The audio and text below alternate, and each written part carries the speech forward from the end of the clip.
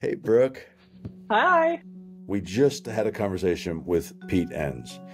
Been trying to hmm connect with him and have him on the podcast for years. You made that happen, and then like a boss, we're able to get on today and co-host because I am in the south of France, and Yes. So the sad. front. Yes, it's so hard.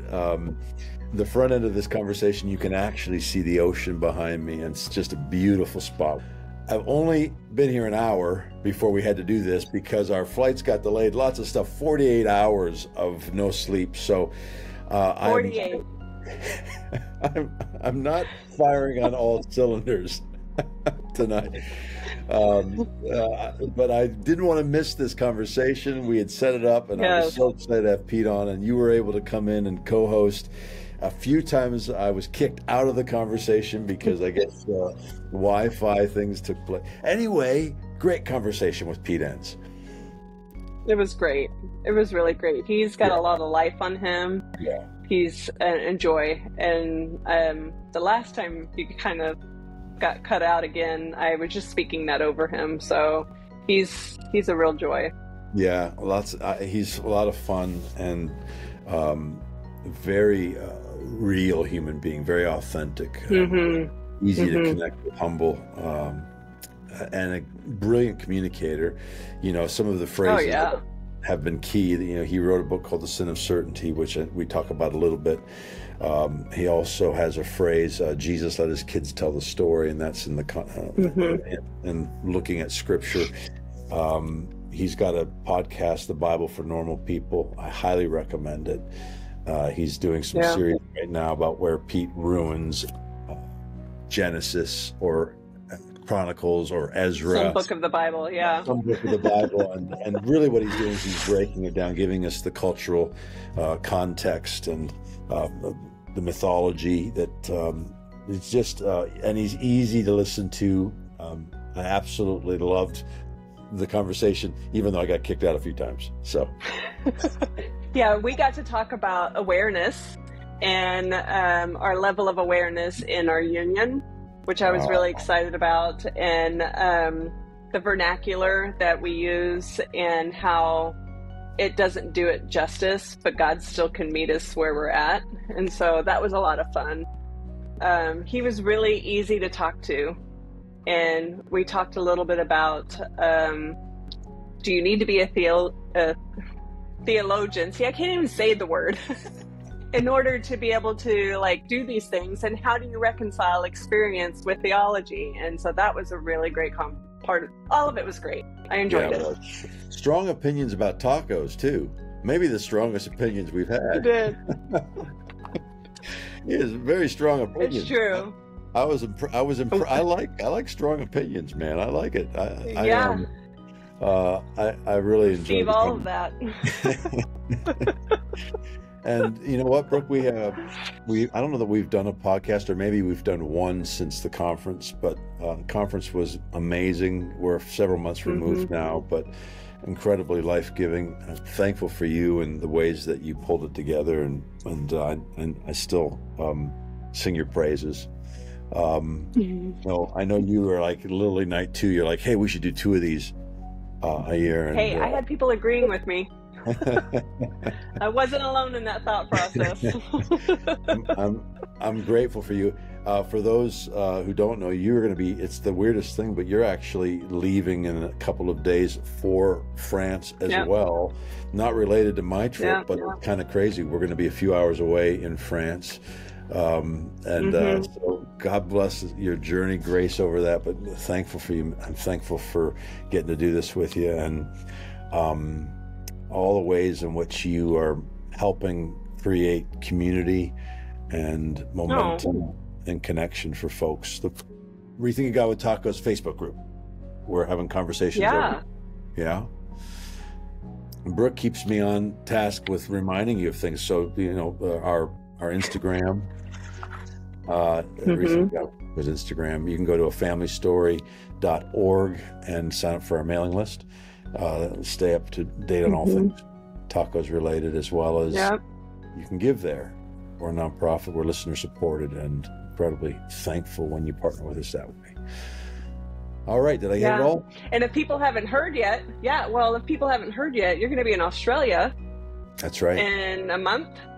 Yes. Yeah, in a month. And so sign up for that newsletter, because the information will be in there about how you can watch online if you can't make it to Australia. But if you can, great. Yeah. Yes. I'll if you send it for the mailing list, I'll send that. We'll keep you up on that. It's with Dub Alexander. I think it's November 4th through the 10th. Oh, I don't know. Something somewhere like that. In there. Yeah, Melbourne and Sydney. Never been to Australia. Sydney. Yeah. That's gonna be It'll good. be great. I'm excited for it for you. That'll be good. People can watch for that. And if you didn't get a chance to watch the conference at all, you can buy the replays, and you can buy some backstage interviews that happened just at that conference that are exclusive. So there's probably over, I don't remember how much, like 2 hours worth of stuff in the backstage interviews. I can't remember. 3 hours. Okay. Wow.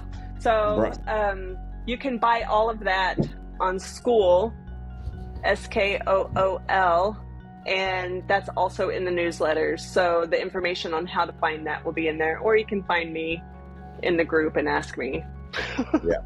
Just don't try to find Jason right now. He's gone. Well, we'll get it up. Yeah. Hey, I love this conversation. I'm grateful to be able to have gotten Pete on the podcast. I think we maybe can do it again down the road. And I'm thankful for you, Brooke.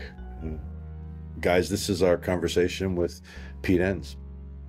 We have been trying and excited about having you come and be a part of this podcast for a long time. I've been listening to your podcast, and I've read some of your books over the years. Our audience is very familiar. You've been a source of encouragement and insight. And here we are, man. And you've got your cat, by the way. What's your cat name? This is Marmalade, who literally ignores me until I sit down in front of a camera.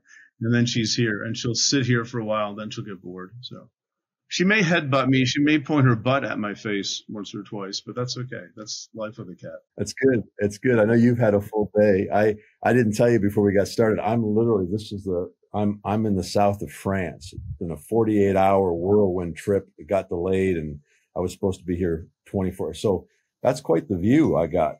This is a unique, we're running on empty, but I wasn't going to miss this for the world, man. And Brooke is a co-host that often sits in with me, and so I'm really honored that you're here. Well, I'm honored that you were doing this from France. I wasn't going to reschedule because we were really excited to have you on the podcast, man. Share a little bit for maybe those who are new to you. Share just a little bit about who you are, maybe what you're doing right now. Working backwards, I have a couple of hats that I wear. One is I teach at Eastern University, which is outside of Philadelphia. People might know our most famous graduate, Tony Campolo. Another is Brian Stevenson.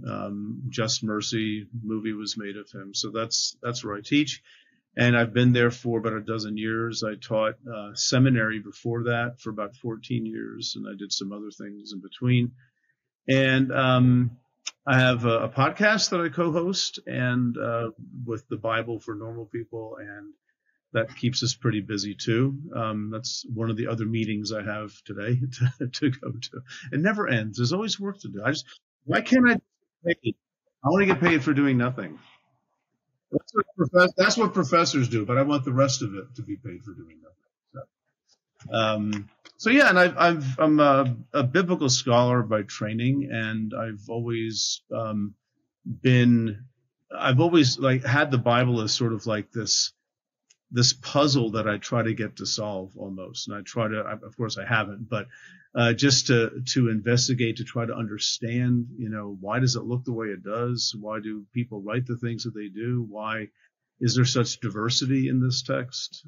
Questions like that really animate me and make me want to write books or have podcasts and things like that. I grew up I got saved when I was 5, grew up in a Christian home, and I grew up in charismatic Pentecostal streams. And even to this day, if I walk into a room and there's anything on the Bible, the Bible always had to sit on top. And like if there was a cup of coffee on the Bible, that was sacrilege. Like I was raised with a high value for Scripture, and in the context of and folks listening would know this as well. In the context that we've all felt it of literal inerrancy, in a way that handcuffed me. I went to a Bible college, but brother, I couldn't make that suit fit. I finished Bible college and I started a band. So, but I've loved Scripture. It is, and it is a wellspring, and yet for the longest time, I had this personal relationship with Jesus that continually got interrupted by how I had to read Scripture. Continually, I found myself, and I use this phrase often, you can't have connection where there isn't trust, and where he isn't good, you can't trust him. And often I had to approach Scripture with these fractured, that literal inerrant approach. I know you can break that. Where did that come from? And how did you? I know you've studied, but somewhere along the way you had to be willing to pioneer at least in your own mind. I know you have the phrase, the sin of certainty. I'd be curious if you could break that down in connection to how you approach Scripture. The first question, like, where does this view of inerrancy come from? That's sort of a tangled, messy, historical kind of question to ask. I mean, my own, quick take on it, and I'm not alone in this, but for most of its history, the church has understood that there's a flexibility about the Bible, and it can have different levels of meaning, not just one meaning. And, way back around 400, Augustine said, yeah, I know Genesis 1 talks about 6 days, but there's no way it happened that way, because they have philosophy. They had different theories back then too. So inerrancy, the way, maybe you were taught and the way many people in the West are taught, I think that probably comes to us with something that began in the Protestant Reformation, where the Bible had to take the place of a church hierarchy and a church authority. So the Bible took on a certain kind of literalist authority that it didn't really have before, where, there aren't levels of meaning. There's one meaning, and it's the meaning that God put there. And you just read the words and know the context, and you'll get God's meaning. And, that sort of started Protestantism. And before you know it, we have a lot of Protestant denominations who can't quite agree on what God's clearly telling them in the Bible, right? So, and I think a lot of what has been fed, I mean, I'll make this short here, I'll wrap this up, but what I think makes this, makes it what it is today is when that view of the Bible that started in the Reformation started getting, quote, attacked. I prefer to say exposed, but it got attacked by, Enlightenment thinking, which threw off any sort of transcendental authority for anything. But really it was the beginning of like biblical scholars looking at things from a different angle, especially in Germany and France. But really it was archaeology and science in the 19th century. That's what started it for sure, because that's where all the questions about Genesis came up. How old is the earth? Where do people come from? Could there have been a worldwide flood?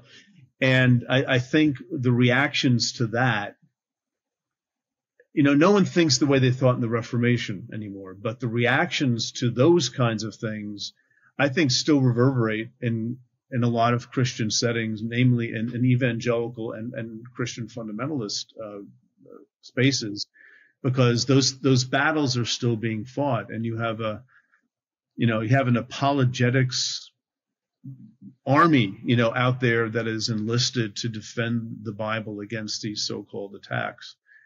And I think that's probably where it came from. And that's why we're still in the muck that we are. It's baked, especially in America. It's different than other parts of the world, but in America, because we never had a state church. In England they did, but in America we never had that. And so the Bible took on that authority, and it's baked into the American experience, I think, in a different way than it's baked into other iterations of Christianity across the world. So it's really, and that's why when people say, well, everyone's always believed the way we believe today, it's like, you just got to read. I mean, that's not the case, and you have to know the roots of your own position, which is relatively recent in church history. It's not what Jesus thought. It's not what Paul thought. It's not what anybody else thought. I'll say first, by the way, guys, Pete Enns ruins Genesis. You've got part 1 and part 2. You kind of touched on it just briefly in the answer there, but I think you actually have a whole series. You've ruined a couple of books, if I can. Yeah, of course I haven't ruined them. I hope I've explained some of them, but it's just a joke. Yeah, people say, why are you ruining books? Like, I'm not. It's just a joke. You gotta lighten up. Come on, folks. Just come on. I actually want to ask a couple questions.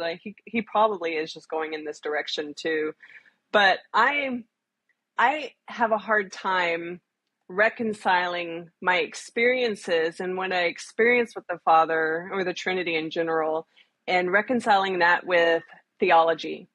I've had people ask me all the time, well, can you prove that? How do you know? And I'm like, I don't know how to explain it, but it's like that burning in me. I get it, and I know that's true. I've learned to trust my gut when I hear communication from the Trinity. So do you have anything to offer in that for people who might feel more on my end? Like, I don't know we're all a theologian on some level, right? We are. We just don't study it. We just don't, some might study it, go to school, and like that's their thing. I know I'm a theologian somehow, but that's not my vernacular. And it's hard when people want me to explain things when I'm just like, I don't know, but he's good. So what are your thoughts about that? I think that the experiential side of all this is actually understated. It's actually more important than people think it is. Brain scientists tell us that we're not thinking beings who feel, we're feeling beings who happen to think. Our emotional life and our experiential life, our intuitive life is more primary than the thinking, which is almost like a second order thing that we do. And I've found that just in my own life to be very true. I don't make any bones about, I can't prove nor can I explain, and I really don't care. I enjoy trying to articulate, but the ability to articulate is not the thing. And I've gotten this question, Brooke, a lot, from people over the years saying, Pete, I see what you're saying about the Bible, but I've had this whole experience of God thinking about the Bible very differently. What do I do? And I say, well, you honor that experience. And I'm not suggesting God can't meet us where we are. I mean, God even meets me where I am, and other people think that that's crazy, So I think I think part of good theology is honoring the diversity of human experience. And this is why theologians can actually help here, right? They will say things like, God is diverse. God is infinitely diverse. God can handle our human diversity. And that means a lot to me. I can point to experiences in my life that have been meaningful, that I return to in my mind, that have anchored me in ways. And, that's important. And part of the Western journey of Christian theology has unfortunately been about sidelining all that and saying just have to be rational. And that works on the fundamentalist level. It works on the so-called liberal side. It's all over the place, where it's all reasonable. It has to boil down. I can give you reasons for my faith, and every reason you give can be countered by something else. And I think at the end of the day, I mean, boy, do I hate sounding evangelical here, but at the end of the day, it's about having a relationship with God. I think that's fine language to use. And others would say more contemplative types, this is the language that I prefer. It's about becoming aware of God's presence all around us all the time anyway. That's so good, because I have a business ministry, whatever you want to call it, called Path to Wholeness.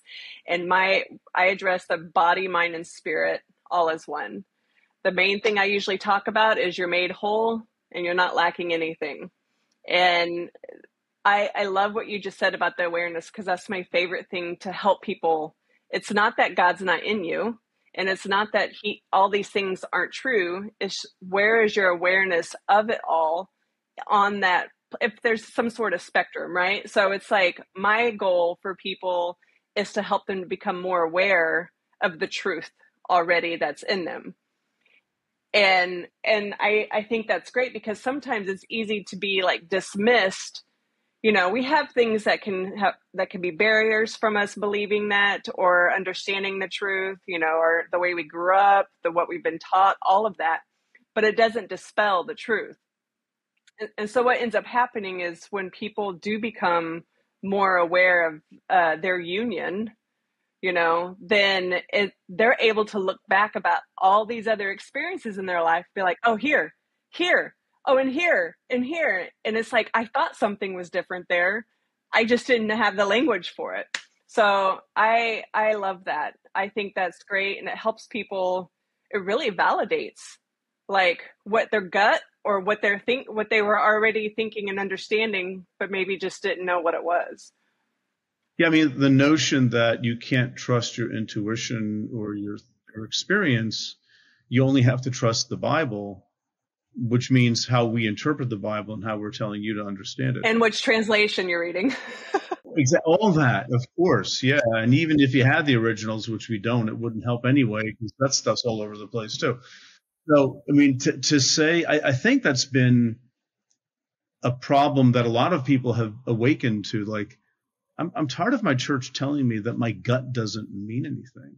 There's gut thinking, there's brain thinking. And we sometimes use our head to ignore what the gut is telling us. People like me who are left brain wired, I guess, I've had to learn to put my brain in its place, to respect it, but not say, well, that's all that there is, because there isn't. And it's a tragedy, actually, when people think that, who they are deep down doesn't matter. So people leave the Christian faith so that they can get back in touch with who they are. And I don't blame them. I understand why they're doing that. The thing is that Christianity, I mean, historically isn't like that. That's one of these after effects of, again, I mean this neutrally, of fundamentalism, especially in America, where, and of the modern period where everything comes down to, does it make sense logically? Can you prove it? Can you master the topic? And the intellectualizing of the Christian faith, which has always been a part of the Christian faith, has always been an intellectual component.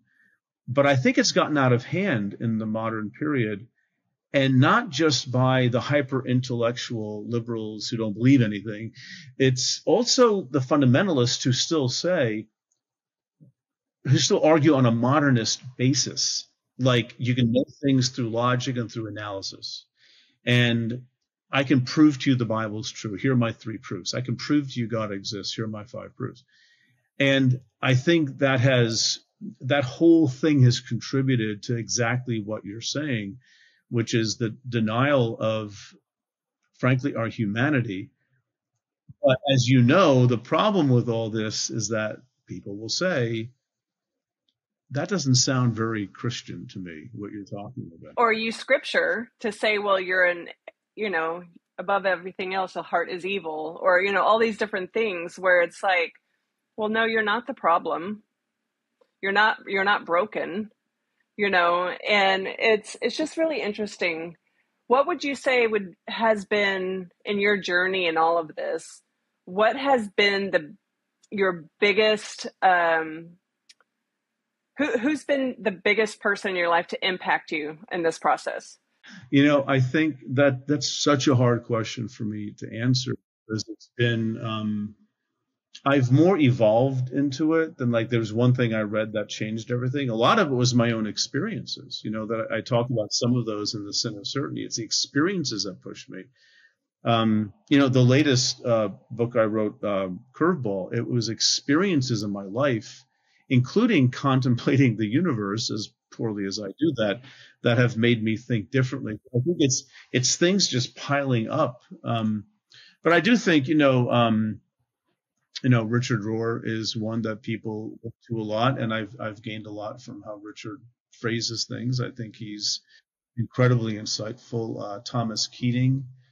Oh gosh, now I forgot his name.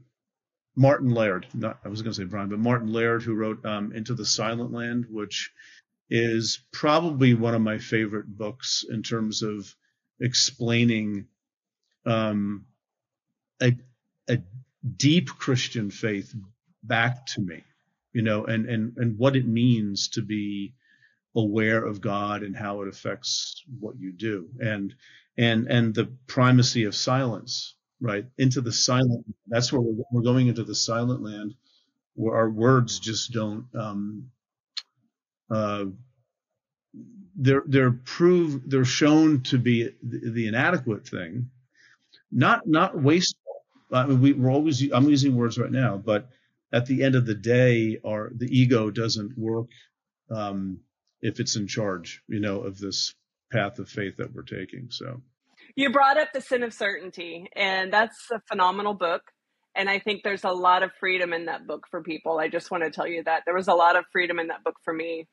And from this mindset of a separated mindset, that you're separate, right? Versus this connected mindset. I know that certainty falls underneath one of the pillars of a separated mindset versus the connected, like fallibility, it's like there's an actual, like I could be wrong, Have you heard any relation to that? Have you had any thoughts about those two things? Well, I mean, the more I hang around and talk to people who really understand this stuff, the more it hits me that, Richard Rohr talks about this, but so do quantum physicists, that everything is related to itself. Nothing exists on its own. Everything is part of a system. And when I first heard that, it started meshing to me with the idea how inadequate it is to, like Psalm 19, the heavens declare the glory of God, and his firmament displays his handiwork, however that verse goes. But that's a psalm. It's ascribed to David. It might have been David, who knows. But, look up and look at the firmament, look at the dome overhead, and look at isn't that beautiful? Isn't that fantastic? And, the notion of God being up, that's a big one. And, now it's like, well, I can't, it's impossible for me to conceive of God the way even some of the ancient biblical authors conceived of God, as being up there, maybe having a throne, and Jesus is up there too, but where? Is it like behind the clouds? Well, that seems unlikely. So the thing is that, then you start thinking, well, what if God actually, omnipresent is too weak a word. God is everywhere at once. What if God actually pervades everything? What if the author of existence, nothing exists apart from this God, and God is, and we can call it the Spirit. It's all metaphorical language. We don't know what we're saying at this point, but what if God is woven in to everything, even the most subatomic of particles, and everything that we point to is there, not because God made it, but because God made existence. And then we create things like these computers and Wi-Fi systems that don't work very well, to talk to each other across the ocean. And it's, I think, that gives me a different picture of God. In other words, I think I'm forced into thinking about God differently based on my humanity, where I am, when I am, what my experiences are, what my influences are. And And I have to believe God can handle that. And the thing is too, is like with that, I've seen a huge shift, if that's the word you want to use, right?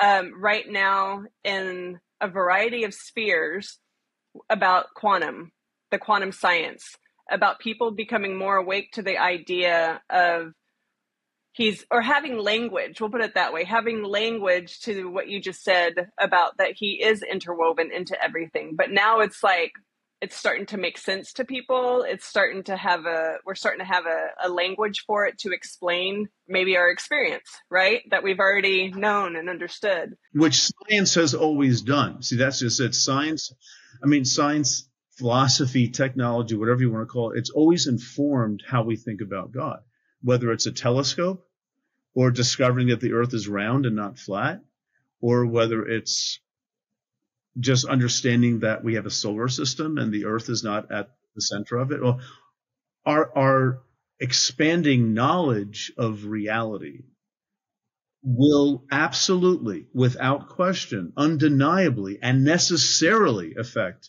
how we think about God. And rather than thinking, well, all those things are the enemy to faith, we just have to stick with the Bible verses that we know. And, I don't chide people for that. People are in different places in their spiritual walk. But for me, I can't believe that if God exists, I have to keep God so small to fit into the categories that I'm used to. That's pretty much, that's like not good theology. Hey guys, I hope the podcast is blessing. Family Stories are a nonprofit. Started 10 years ago. The goal was to make media content catalytic for an encounter with the love of God, and I think we're doing it. Had no idea what that would all entail, and in the last year has been blown away by what's happened around this podcast. Rethinking God with Tacos. The community that's gathered, the relationships and friendships that have been made, the conversations that have been had, the impact has been actually quite profound in our lives. And I'm daily hearing from folks who have been encouraged because of the conversations being had. Catalytic for an encounter with the love of God. Listen, we're listener supported. And as this thing has grown, it's taken a little bit more of my time I love to give. And we've also had folks come along to help, and I'm so grateful for that. But it all works because you guys partnering with us and giving. And so I'm grateful for those who have partnered in that way, incredibly grateful. And in inviting you who are watching this now, if you've been impacted, if this has blessed you, and you'd like to see it continue to improve and expand, I'd invite you to give. You can go to afamilystory.org, afamilystory.org. We're a nonprofit, and so you can give there. You can also sign up for our mailing list, keep up with us, all things tacos, all things A Family Story, conferences, new books, Zoom calls, all of the amazing ways by which we're connecting the Facebook community. So thankful for you guys. Familystory.org. Sign up for our mailing list. Partner with us by giving, and we'll continue to have those conversations that are hopefully like the one you're listening to now, catalytic for an encounter with our Father's affection. All right, guys, back to the podcast. Love you. See you soon.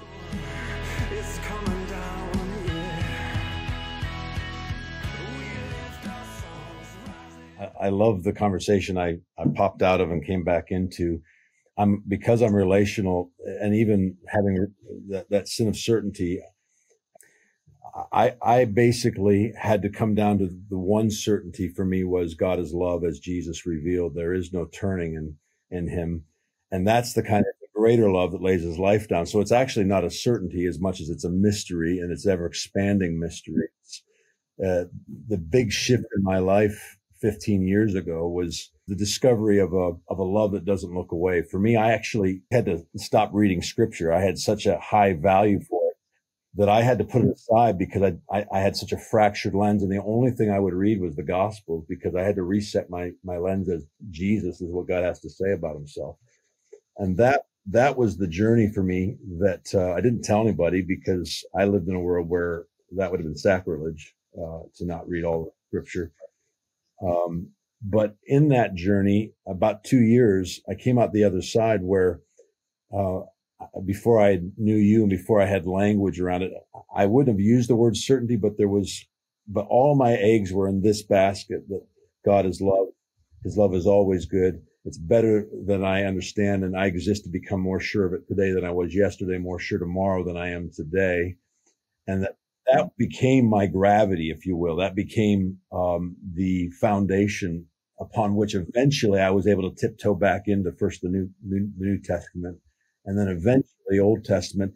And then I was open to guys like you, who maybe I wouldn't have been early on, but when I finally started saying, hey, I think God's like Jesus, I think that's the lens through which we might reinvestigate Scripture.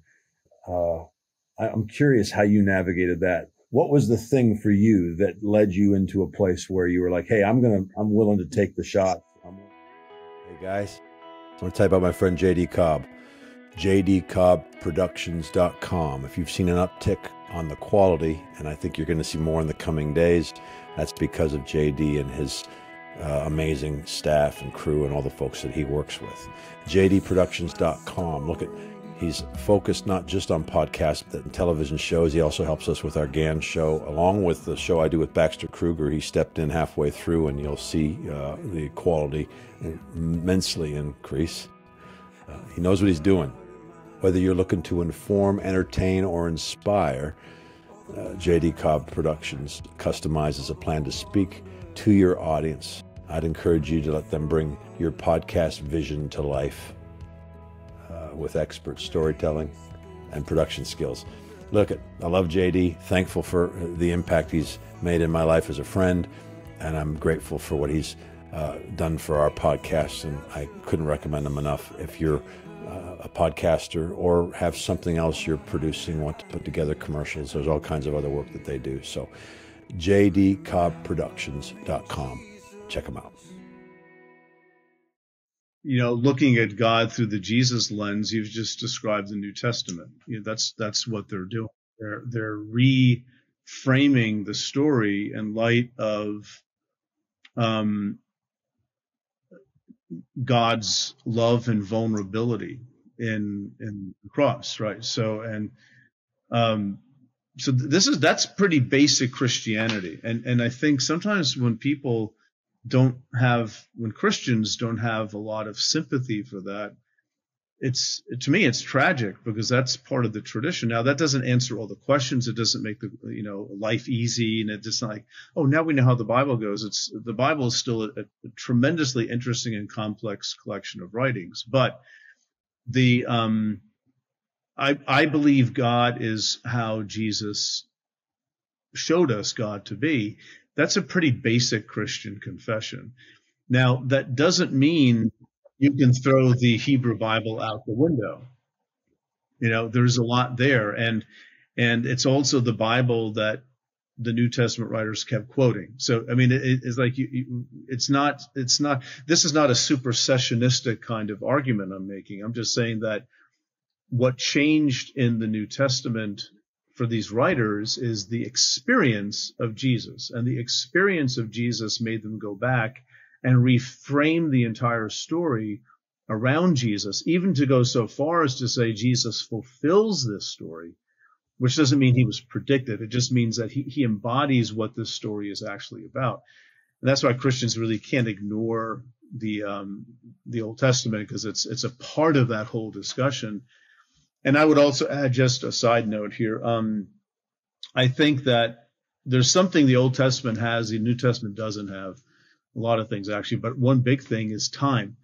You have a lot of time has gone by, and that's why you have all the doubts and the laments being raised in the Old Testament that you don't really have in the New, because the New is more triumphalistic, and the time is short. I mean, they really believe that Jesus is raised. It's stage one of the final resurrection. Just, don't get married.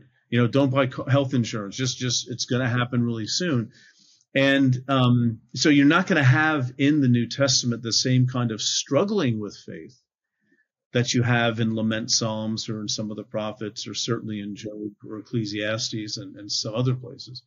And so I think it's important that those things come together and are held together. If not, I think you've got a partial view of the Christian faith, in my opinion. Your personal journey, though. Oh, that, yeah, I forgot to answer that part. I get into the academic thing, and so what really, okay, I think what really started it was not seminary. Seminary was very helpful, was very good for me. I went through it. I mean, I did well at all kind of stuff, and I learned a lot. But for me, it was being in graduate school, earning my doctorate, and being taught by Jewish professors, and having their take on their own scripture. And they knew a thing or two about what's called Second Temple Judaism, which is, several 100-year period from roughly about, 539 BC to, the destruction of the temple in AD 70. That's a New Testament period at the end. So they're very familiar. They knew the New Testament very, very, very well. And that's where I began to see that, Paul's actually Jewish. Jesus is actually Jewish. And what that did for me is it made me think, I've got to rethink some stuff in terms of how I was told the Bible always acts. And I could give all sorts of examples to that, but that was part of it. Another part of it is just life. How does Richard Rohr put it? What moves you forward is one of two things. It's either suffering or love. And with me, it's been some form of suffering, whether big or small, whether just internal or whether, involving other people, that have made me think about things. When one of my children was young and she was a bass of anxiety and couldn't go to school, and people in church were praying for her, or we went to Christian counselors who said, you just have to read some Psalms. And then she took Paxil, which they don't do anymore, and for good reason. It's hard to get off of Paxil, but this is 20 years ago, over 25 years ago now, and I could see her be better in a week. So I start thinking, what is it to be human? Are we really chemicals? Is that part of? Well, yeah, that's a big part of who we are. And so that changes it changed my theology. It changed how I think about God. And see, for me, theology is not a sterile word. It's sort of a shortcut to talk about all the faith business and all the life business and all the Bible business and all of it coming together. And so it's other experiences like that too. I mean, some of which I don't want to talk about because it really involves other people and it's too much. But like anybody else, you live long enough and you keep your eyes open and you take in your experiences seriously and as something to teach you, not just problems for your faith, but maybe actually something that you need to hear. Those are the things that have changed me more than anything. And that has come out in, whether it's a podcast or a book or whatever else. It's, what I don't tell a lot of people, I'll tell you because you seem like nice people. Most everything I do, whether it's a video or a book or anything, it's just me journaling. It's just me thinking out loud about stuff that's happened to me. And I just need to force that on everybody else if at all possible. And just think about things out loud, really. And that's why I tend to say things like, it seems to me that, or this is how I see it. This is how I put the pieces together. Because that's actually this is just me talking and thinking out loud. And, yeah, we'll see where it goes. I hope I have a few more books in me. So I'm the same. I wrestle with the answer I was given at 20 or at Bible college doesn't serve me. And so I go wrestling, a disappointment, something in life happens and a tragedy. Go read scripture and spend a little more time in your prayer closet. And all those disciplines are beautiful, by the way. I'm I'm also like you. I've written a handful of books. I wrote a book called God Is Not in Control. The whole story is better than you think. It was me wrestling through disappointment and tragedy in the context of a sovereignty that didn't make room for love, that was sitting outside of other-centered, self-giving love. And so that's, to me, and I love your statement around theology, because for me, if it doesn't translate in how I love my wife and how I connect with my kids and what it looks like to be a neighbor, and then I'm really not too interested. It really has to transform, bring actual transformation into my daily life, to who I am. So no, it's hard. It's hard for a lot of people. It's hard for me sometimes. You get online, you get into these arguments with people, and you wind up saying something like, why am I doing this?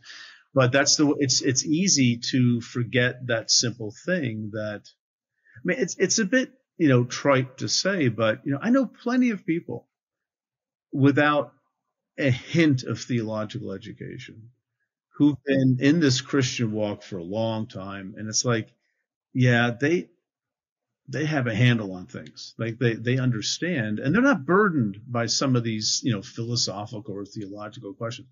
I am. And that's my path. That's my journey, but it's not theirs. And the fact that, to have this hierarchy where it's only, the super educated people who can now help the people down there. And I know most Christians, I actually know, even the intellectual ones don't think that way. But I was part of a Christian denomination once where, oh yeah, that's exactly, well, the pastors, well, they have the answers, and you down here, your job is just to listen to what we have to say. That's why you've got to come to sermons and to Bible studies and to Wednesday nights, this and that. Just because if you don't listen to us, then, you miss it. You're going to be wrong. And, then their lives start falling apart, and you say, this is a problem. I don't have much room for hierarchies. Not a big fan.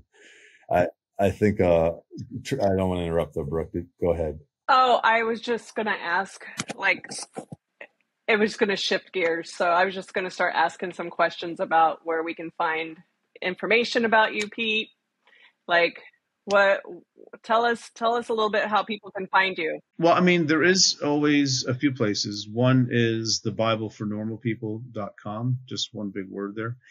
And, everything's there pretty much. You can access our podcast there. My Pete Ruin series, if that strikes you. You can, the books and things and other things that we have going on, like classes and things like that. So, in terms of more me personally, several things. I have a Substack, which I've had for about a year now, which I've really enjoyed doing. I write something, or I put a video up every week. It's behind a paywall. It's $5 a month, but that's not too much for some people apparently. And I'm on Facebook. I'm on TikTok. I'm not really on Instagram anymore. I got bored with that, and too much fighting on Instagram. And actually, I'm on social. I have Instagram, Facebook, and TikTok are the big ones. And I don't even want to tell you. I'm involved with 3 Facebook accounts, 2 TikTok accounts, and 2 Instagram accounts, and it's a lot. And let's put it this way: I don't really feel God's presence on social media a lot, and that's the thing that I need to be thinking about. But for me, it's work too, in a good sense. It's where I connect with people professionally. So if people, that's where they can go. They can find me in those places. Of all your books that you wrote, what's your favorite one? Well, okay, the one that I like, they're like, who's your favorite kid? I mean, come on. For all your favorites. But the sleeper kid, the one that I have affection for, because I think it hasn't caught on as much as I thought it might. And that's The Sin of Certainty. Actually, I know a lot of people have read it, but when I compare it to, I hate talking like this, but book sales, that's really what you have to look at. The other books I've written, like The Bible Tells Me So, or how the Bible actually works, or Curveball, which just came out. I mean, just of those books, that sold about half as many as the others. And I'm thinking, okay, well, maybe it's the title. I don't know what it is, but I'm always gratified. I am very gratified when people say they've read it and it's meant something to them, because that's probably my most personal book, where I really talk about stuff that changed me. That's the only one I've read. Well, that phrase is, the folks that tend to listen to this podcast are folks who are madly in love with Jesus, have gotten disenfranchised, disconnected, and might even use the word, have been deconstructing, are comfortable with that, but are passionately pursuing Jesus, or rethinking, if you will, who he is. And those two things are not the opposite. Rethinking and passionately following, those are two sides of the same coin, because the more you get to know somebody, the more your perception of them changes. But Jesus is the same yesterday, today, forever. Yeah, but you're not. That's the point. The point is you're getting to know. And he's brilliant at speaking in the language of our understanding, right? Like, I mean, for me, the Emmaus Road Jesus is one that I've spent a lot of time on that particular passage at Luke 24, because I'm mesmerized by the idea that these are guys that intimately knew him. He shows up hidden so he can actually reintroduce himself. And that's the faith, right? It's the, if he'd shown up in the skin that they knew, their heads would have gotten in the way of the burning. And so it's this continual reintroducing that we get to discover who he is. That's right. That's what faith is, right? Isn't that? Is that a fair definition? Well, I think so. Yeah. It's not, I've got the system down, right? I mean, systems have their place. We all have systems, but that's not it. I mean, if that's all it is, then every criticism of Christianity that's ever been leveled against it is true. If it's just a system for controlling people, which it sometimes has been, that doesn't work. And we lost Marmalade. Is it Marmalade? Did we lose Marmalade? Yeah, she's wherever she wants to be. If she decides to show up, it's like the Spirit. I have no idea where she is or what she's going to do next. Listen, we got to talk tacos. It's just when we came out with Rethinking God with Tacos, the idea was, can we get together with amazing people and have a better thought than the last best thought we had about God?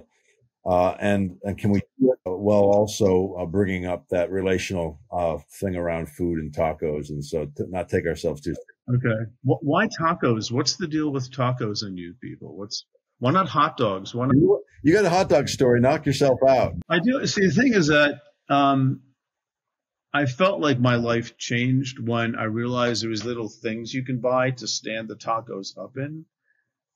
And that's a good thing. But I think probably two things come to mind when I think of tacos. Number one, fish tacos are just wrong. That should not be allowed ever. They should just have regular meat in it, not fish. And it's just like, it's like mixing, I don't even know. It's like, I had an Oreo recently, but with Coca-Cola. It was like a combination of that. Like one of the layers was red, the other one was chocolate.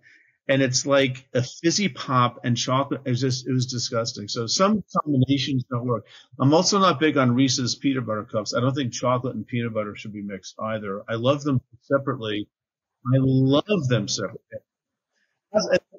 the other thing too is that when I see a taco, when it's a hard shell, I just give up before I even start. It's going to crumble in my hand. I'm going to get full of grease and all that kind of stuff. So I just get a bowl and I just take the taco shell. I crush them. I put them in. I throw everything. I have a salad and I'm happy. Everybody's happy. I'm not wearing the grease down my shirt, which always happens. So tacos for me are they're laborious because you have to make them. Now, if somebody makes it for me, that's different, but they're laborious. And then it always falls apart. It's sort of like my theology. I work so hard at it, and it just falls apart anyway. So maybe that's why I should like tacos. I don't know. But no, I do like tacos. But you asked for taco stories, and I gave you some of my deep emotional issues around tacos. How does that sound? I'm just sad for you because it sounds like you haven't had a very good fish taco, because there are some good fish tacos out there. If you say so. I've been next to people eating fish tacos, and it made me want to barf. So, so I think we need latitude here in the taco area. All right, just like we have to have latitude in the theological areas and the ecclesiastical area. In the taco area, we need to embrace the diversity of the people of God and how they feel about it. So I'm neutral actually about tacos. I like biting into one. I like eating. I like the spiciness of it. I like when you put the taco powder and mix it with all that kind of stuff. I do like that. You have to learn not to put too much in it because the tacos can't handle all that meat. And I usually when I get to the top, I don't have room for the tomatoes and the lettuce anymore. So I just. And if it's a meat, steak or chicken, what's your? I prefer steak, ground hamburger, so that's what I'm born. I know maybe that's the problem. I've had too limited, like you're saying, Brooke. I have not been exposed to things. And I'm a taco fundamentalist. I'm a taco fundamentalist. I haven't been exposed to new ways of thinking. Maybe that's my problem. I need to experience and one day maybe when I experience the suffering of like there are no cows left in the world or something, and then I have to have a taco, and then all of a sudden it's like that suffering will lead me to greater insight. Maybe that can happen. I don't know. I think we found our theme for the podcast, man. I love the passionate perspectives on all things there. You've got some strong opinions. I do. Thank you. I do. I like strong opinions. Listen, I had a bunch of notes and we barely scratched the surface, but I can't tell you how much of an impact voices like yours and have had on my life and in this podcast and the listeners. You've put language, you've given us permission to, I think it's your phrase. I've used it often and I've given you credit. God let his kids tell the story. Is that you? Because I give you credit for it anyway. So, that phrase, God let his kids tell the story, was so helpful. There's so many folks who are convinced that God is like Jesus. They were handcuffed for years on how to approach scripture. They've been elevating it and giving it godlike status as they've leaned into his goodness. And that phrase, I don't know, but he's good, has been for us a profound statement. But language that you've provided, that God let his kids tell the story. There's an empowering liberty. But man, I'm so grateful. There's a lot of joy on you too, Pete, that I really am grateful for. The life just spews out of you. So thank you so much for your time. Thank you for all the technical difficulties, just going right with it with us. And I really appreciate, I do. I appreciate you. You're a good gift. And thank you for all of it. That means a lot. I appreciate hearing that. Yeah. Hey guys, thanks for listening to the podcast. If you'd like to learn more about the podcast, myself, or our guests, you can go to afamilystory.org. You can also go to afamilystory.org if you'd like to give. This is a listener-supported podcast, and we are incredibly grateful for your generosity. Hey, we have a Facebook group, and it's pretty cool. Rethinking God with Tacos. You can join us over there. Lots of incredible conversation and community taking place on that page. And you can also follow us on all the socials, Instagram, TikTok, YouTube, and others.